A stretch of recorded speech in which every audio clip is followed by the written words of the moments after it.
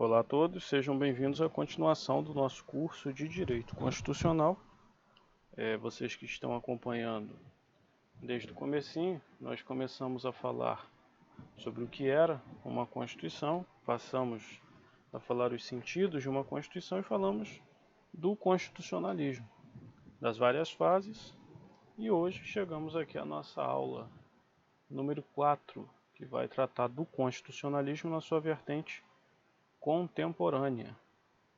Eu já falei em outra ocasião que eu particularmente discordo dessa nomenclatura que é encontrada em livros como do Marcelo Novellino, até do Karl Loewenstein, quando ele fala sobre as fases dos movimentos constitucionais, porque eu acredito que contemporâneo é algo que acontece no mesmo tempo que outra coisa, não quer dizer que seja atual. Eu posso dizer, por exemplo, que John Locke foi contemporâneo de Thomas Hobbes, e isso não quer dizer que eles sejam atuais, apenas quer dizer que eles viveram proximamente um do outro, né? Mas essa é a nomenclatura que é adotada, então a gente não está aqui para criar nada, mas sim para entender da maneira que é passado para a gente, né? Então, vamos aprender dessa maneira, e o constitucionalismo na sua vertente contemporânea, ele fica marcado muito fortemente pelo neoconstitucionalismo. Eu trouxe aqui para a gente relembrar a divisão das aulas anteriores sobre o constitucionalismo. Nós falamos inicialmente do constitucionalismo antigo, que pode até não ser considerado constitucionalismo sob um certo ponto de vista, porque não tinha as bases do constitucionalismo que nós temos, né? Mas salientamos alguns documentos que tentaram limitar, ou alguns costumes, né, com o intuito de limitar a atuação do líder, do monarca. Nós falamos da Mesopotâmia, falamos do povo hebreu, falamos de Roma, da Grécia e falamos bem por alto da Inglaterra, né? Depois nós começamos a falar do constitucionalismo chamado moderno, que ele se divide em clássico e social. Falamos da parte clássica envolvendo os Estados Unidos e sua Constituição.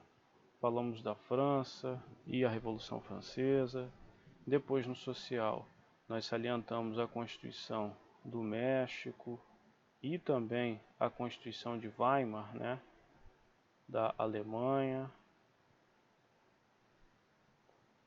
E explicamos bem detidamente muitos desses acontecimentos. Agora vamos entrar no constitucionalismo contemporâneo. Ele é conhecido como neoconstitucionalismo. Esse prefixo significa novo, então é uma ideia de novo constitucionalismo.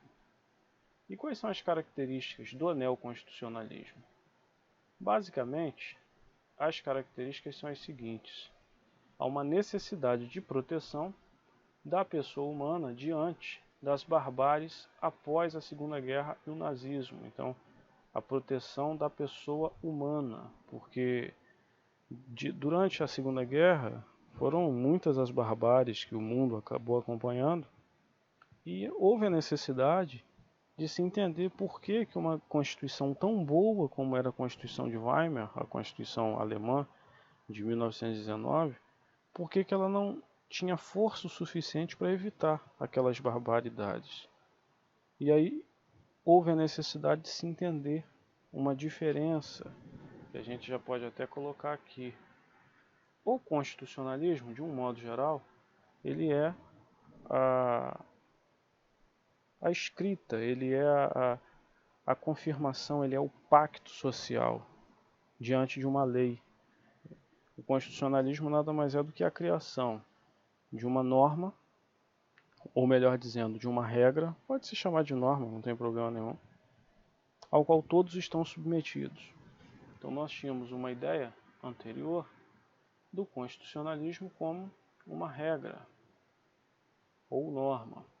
Depois entenderam que uma Constituição tão bacana como a de Weimar, por que ela permitiu coisas tão terríveis que ocorreram durante o nazismo? E perceberam que ela tinha princípios bons, mas esses princípios eles não eram respeitados. Os princípios eles tinham sempre uma carga muito abstrata, não havia uma eficácia grande. Nós vamos falar sobre a hermenêutica da Constituição mais à frente e vamos nos referir exatamente a esse fenômeno do pós-positivismo, no qual o princípio toma mais força do que tinha antes, sai da abstratividade e ganha uma efetividade. Tanto que hoje nós podemos dizer que norma ela acaba sendo um gênero que divide-se em dois, princípio e regra. Mas essa ideia aqui a gente só passou a ter a partir do neoconstitucionalismo e também do pós-positivismo. Eu não vou falar especificamente do pós-positivismo agora porque faz parte da aula de filosofia política. E quando entrarmos nessa parte, eu pretendo trazer todas as vertentes da filosofia política e falar também do pós-positivismo. Mas basicamente essa é a ideia, é a valoração da dignidade da pessoa humana. A noção de dignidade, ela deixou de ser um valor estritamente moral para ser um valor jurídico. É a normatividade desse princípio. A norma, que antes era só a regra, agora a norma também tem a norma princípio. O princípio ele é institucionalizado, ele é juridicionalizado, né? Ao surgimento de novos grupos de direitos fundamentais, a gente vai falar das gerações ou dimensões de direitos fundamentais, há uma busca de reaproximação entre o direito e a moral, porque antes de termos as leis, logicamente as sociedades se guiavam pelo que considerava moral. Então, essa moral poderia ter uma origem, na maioria das vezes, teológica, se basear num costume religioso. Com a constitucionalização, ou melhor, com o constitucionalismo, a moral passou a ser colocada dentro da lei. E uma vez que a moral é colocada dentro da lei, ela vira uma regra. Ela deixa de ser algo tão abstrato, ela passa a ser algo mais concreto. Algo que para você julgar um determinado caso, você tem que fazer a subsunção simples do caso ao que está na lei. Então, com o neoconstitucionalismo, nós acabamos vendo uma reaproximação. Porque se nós formos pensar que a moral, em sentido de princípios, eles passam a ter mais força dentro do ordenamento jurídico. Hoje em dia é perfeitamente possível que um princípio ele coordene uma decisão, como por exemplo nós temos no direito administrativo o princípio da moralidade. É um grande avanço até. A conduta de um administrador, de um agente político, de um agente público, melhor dizendo, a conduta de um agente público ela tem que ser moral. Não basta ela estar apenas estritamente legal naquilo que ele tem que fazer. Ele não pode se utilizar da lei para um caminho torpe. Então a ideia é não fazer isso. A ideia é guiar a interpretação do direito com base nos princípios e não utilizar-se da letra fria da lei para atingir muitas vezes finalidades que não são aquelas objetivadas nos princípios. E aí nós temos dois marcos para o neoconstitucionalismo, um marco filosófico, que é o pós-positivismo, né? E outro, um marco teórico.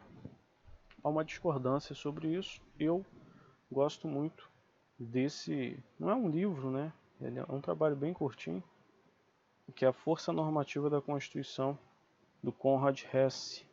Esse livro, que se não me engano, ele foi escrito na década de 50, eu não sei precisar se é 56 ou 59, mas que ganhou uma tradução para português pelo ministro Gilmar Mendes, isso há pouco tempo, acho que foi em 98, e ele fala exatamente da força normativa da Constituição.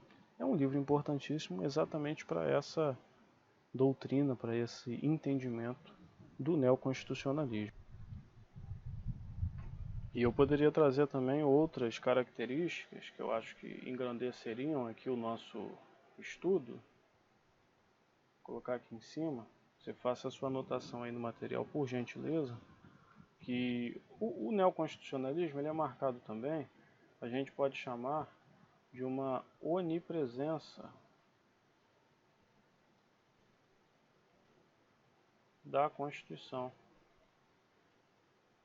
Onipresença como assim? A Constituição ela passa a estar presente em várias áreas, ela não estrutura apenas o Estado, ela estrutura tudo.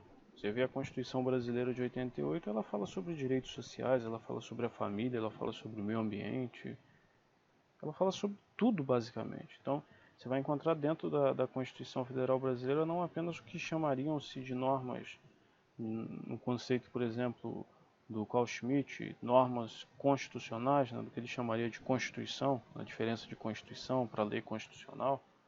A gente encontra hoje na Constituição brasileira normas de direito, podemos dizer assim, direito civil, direito penal, direito processual penal, direito agrário, direito tributário, direito previdenciário, direito trabalhista, são normas mil que nós encontramos. Por isso essa ideia da onipresença, ela está presente em todas as áreas do direito, não apenas naquelas áreas de forma clássica tidas como constitucionais.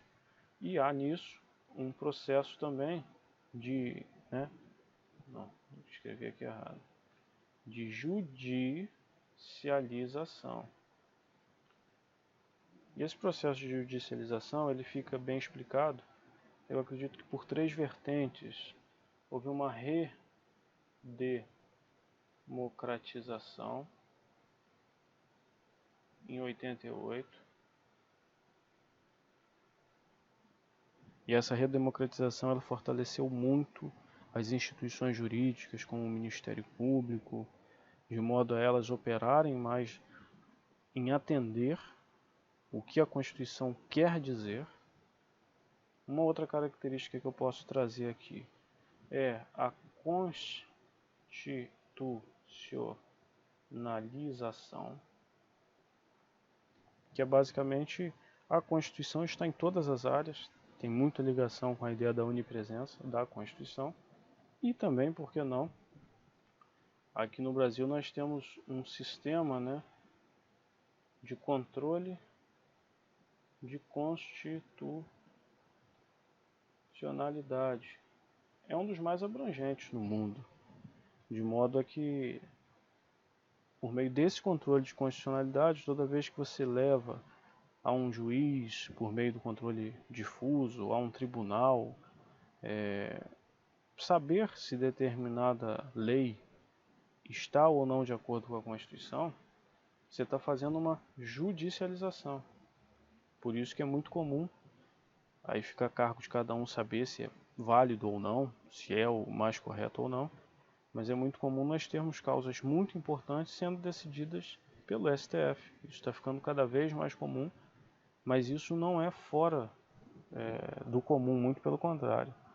Isso está de acordo com esse fenômeno do neoconstitucionalismo. Há uma ideia de judicialização mesmo. Tanto que, se a gente for estudar pelo livro do professor Gilmar Mendes e do Paulo Gustavo, eles traçam, se não me engano, são 5. Deixa eu ver se eu acho um cantinho aqui para falar. Vou ver se eu falo aqui.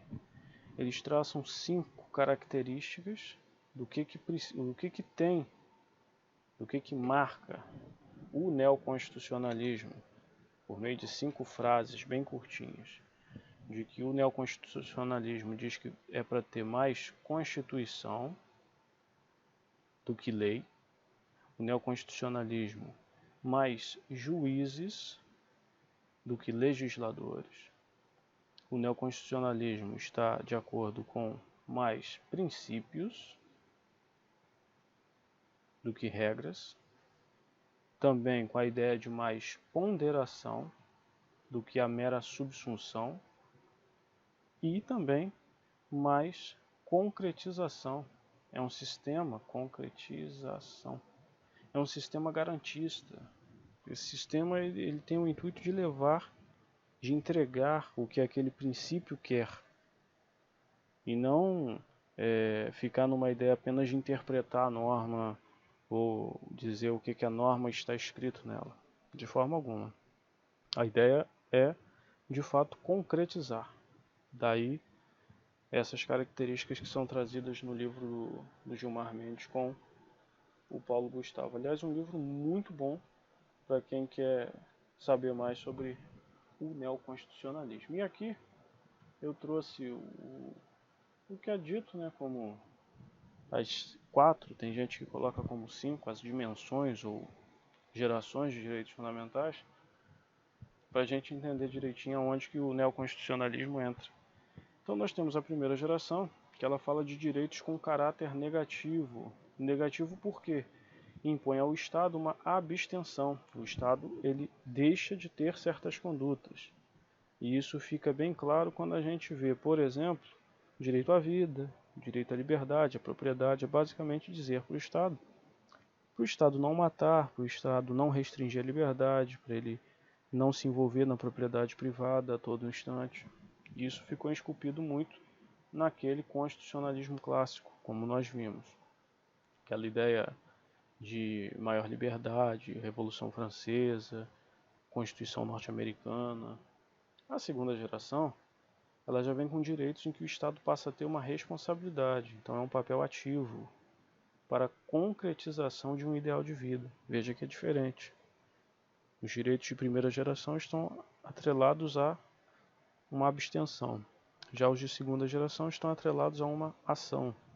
Então, o direito à igualdade, direitos sociais, econômicos, culturais, isso atrelado à ideia do constitucionalismo social que nós vimos nas constituições do México, principalmente, e também da Alemanha, direitos como a igualdade entre os trabalhadores homem e mulher, o direito à licença maternidade. Então são ações que o Estado tem que ter para garantir esses direitos. Depois nós temos, na terceira geração, o surgimento dos direitos difusos e coletivos, ou seja, a coletividade dizendo que ela tem direitos, a junção de pessoas, o coletivo, o povo. Então, direitos da fraternidade, a solidariedade, o progresso, o meio ambiente, aqui com muita força, a preservação da qualidade de vida. E depois, a quarta geração, os direitos decorrentes do processo de globalização, como democracia, informação, pluralismo. O neoconstitucionalismo, a gente pode dizer que ele tem muita força aqui, mas ele também tem força aqui, né? E só para não deixar de falar, claro, tem alguns autores que trazem os direitos de quinta geração, como o direito à paz, e a gente vê isso muito na doutrina do Paulo Bonavides, mas particularmente eu entendo que esses direitos já estão associados a um direito à vida, a um direito ao progresso, então já são mais abarcados por outras gerações de direitos fundamentais. Mas fica a critério de cada um. Há aquelas pessoas que se sentem mais confortáveis em traçar outros tipos de direitos fundamentais. Eu diria que, por exemplo, para mim um direito de quinta geração seria os direitos associados à genética, por exemplo, que são coisas tão novas e tão diferentes que não tem uma ligação tão íntima com o direito à vida, por exemplo. Mas isso fica a cargo de cada um e fica a cargo do autor que você se sentir mais confortável. Há também no neoconstitucionalismo esse fenômeno do transbordamento da Constituição, uma eficácia horizontal, não apenas a vertical, que é do Estado para com o povo, mas horizontal, quer dizer, do povo para com o povo, é a utilização dessa eficácia dos direitos fundamentais nas relações entre particulares. Então, todos aqueles direitos que antigamente dava-se a entender que a gente tinha perante o Estado, a gente passa a ter também perante o próximo. Então, o próximo tem também de respeitar certos tipos de direitos. Nós vamos falar mais especificamente disso quando estivermos comentando sobre o fenômeno da eficácia dos direitos fundamentais. E aí vamos perder bastante tempo falando sobre isso com mais profundidade. E a força normativa da Constituição é o reconhecimento do aspecto material, o aspecto que permite uma maior abrangência e eficácia.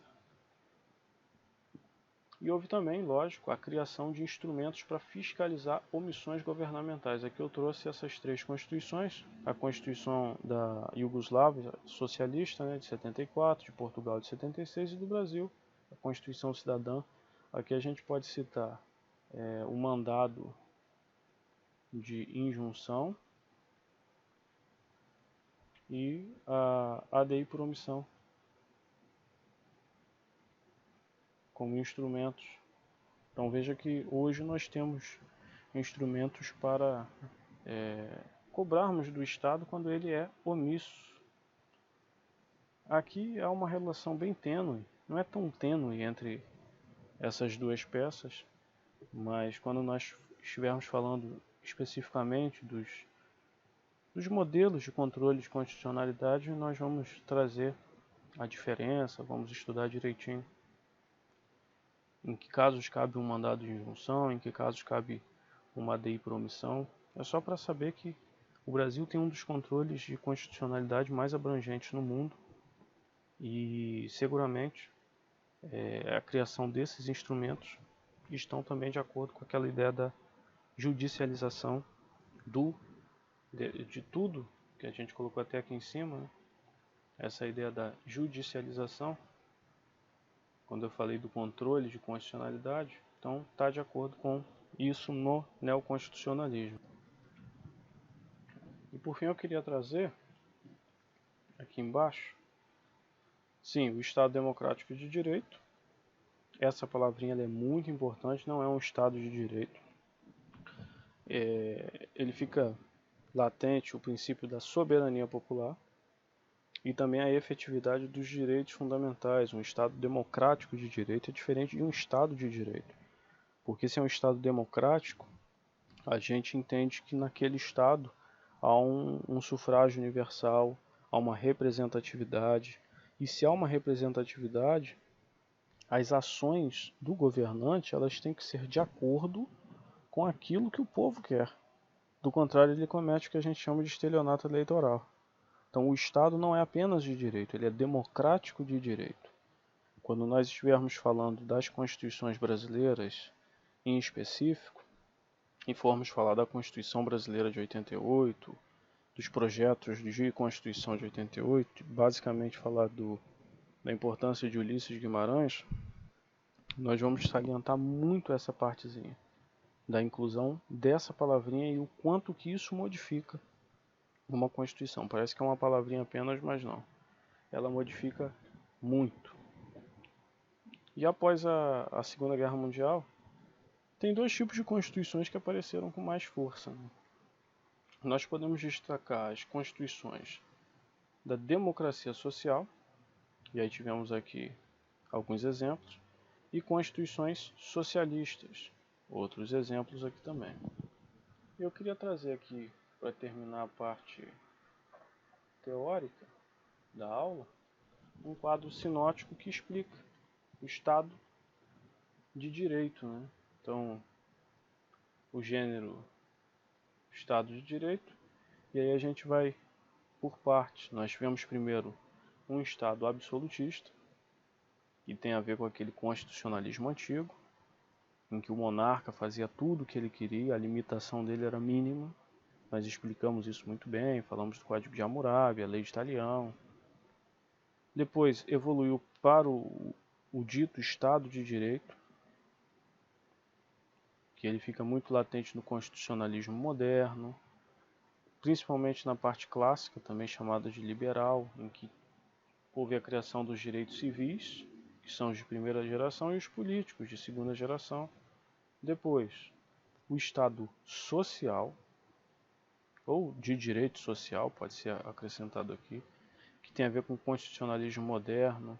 Então, aquele constitucionalismo na vertente social, que pregava a igualdade material, os direitos sociais de terceira geração.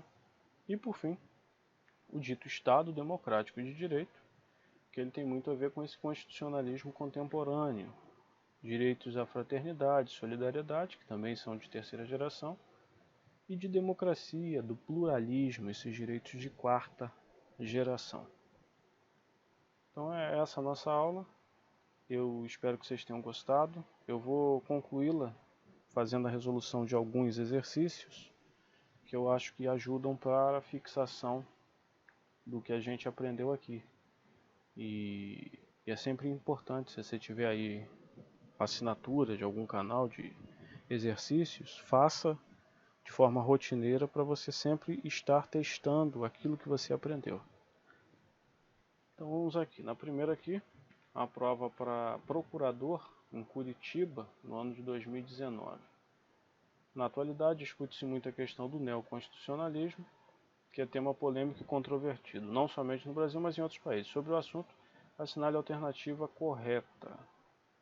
Vamos ver. A letra A vai dizer que o neoconstitucionalismo ele é uma teoria francesa importada pelo STF com o objetivo de flexibilizar o princípio da legalidade. Então, por mais que você possa não saber de onde que veio esse neoconstitucionalismo, pode ficar com dúvida quanto a essa questão, que claramente ela está totalmente errada, né? Ela não foi importada pelo STF, não houve isso, mas vamos analisar as outras alternativas. Um dos temas recorrentes para o entendimento do neoconstitucionalismo é a tensão entre o constitucionalismo e a democracia. Está certíssimo, essa é a nossa resposta certa. Por quê? Há uma ideia, uma tensão, um conflito entre o constitucionalismo e a democracia, no sentido de que a representatividade que o povo tem, ela acaba sendo um pouco mitigada quando a gente aumenta essa judicialização. Quando o STF, por exemplo, passa a decidir questões como a utilização de células-tronco, o casamento por pessoas do mesmo sexo, ele de certa forma ele está tomando para si uma atribuição que muitos podem pensar que deveria competir ao legislador, que é o representante do povo. Então, um dos temas recorrentes para o entendimento do neoconstitucionalismo, sem dúvida alguma, é essa tensão entre o constitucionalismo e a democracia. Mas vamos ver as outras alternativas. Um dos pontos chaves para a compreensão do neoconstitucionalismo é a superação do dogma da supremacia da Constituição. Não tem nada a ver, a Constituição ela continua com esse dogma da supremacia no neoconstitucionalismo. Em julgamento recente, com repercussão geral, o STF entendeu inaplicável no Brasil a teoria neoconstitucional. Nada a ver. E o neoconstitucionalismo é uma teorização que se reporta à interpretação dos direitos sociais e não dos direitos políticos. Também errado. Então, a resposta certa, a letra B. Agora, a questão número 2. Questão para procurador do Estado. Essa questão, ela demanda uma atenção maior da gente. Assinale a opção correta, né?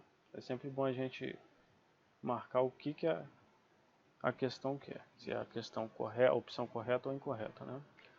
Então, letra A, o neoconstitucionalismo tem como marco filosófico o pós-positivismo, tem que estar certo, com a centralidade dos direitos fundamentais. No entanto, não permite uma aproximação entre o direito e a ética. Isso aqui está errado por conta dessa parte final. Letra B. A democracia como vontade da maioria é essencial na moderna teoria constitucional, de forma que as decisões judiciais devem ter o respaldo da maioria da população, sem o qual não possuem legitimidade. Não tem nada a ver porque exatamente essa parte final, decisões judiciais, elas não precisam do respaldo da população para ter legitimidade. Isso está dentro da doutrina do neoconstitucionalismo, naquela parte que falamos da judicialização. Letra C. No neoconstitucionalismo, a Constituição é vista como um documento essencialmente político, um convite à atuação dos poderes públicos, ressaltando que a concretização de suas propostas fica condicionada à liberdade de conformação do legislador ou à discricionalidade do administrador. Nada a ver, porque como nós vimos, aqui eles estão falando do poder legislativo e do poder executivo. O neoconstitucionalismo ele tem exatamente esse viés da força ser aumentada no poder judiciário. Então, não fica condicionada a liberdade de conformação ou discricionariedade do administrador, coisa nenhuma. A letra D, o constitucionalismo pode ser definido como uma teoria que ergue o princípio do governo limitado, ou seja, a limitação do governo, indispensável à garantia dos direitos em dimensão estruturante da organização político-social de uma comunidade. Nesse sentido, constitucionalismo moderno, ou neoconstitucionalismo, representa uma técnica de limitação do poder com fins garantísticos. Essa é a resposta corretíssima. É a ideia de buscar o fim que a norma queria. É muito aquela ideia de a gente ter mais a concretização do que a interpretação, lembra?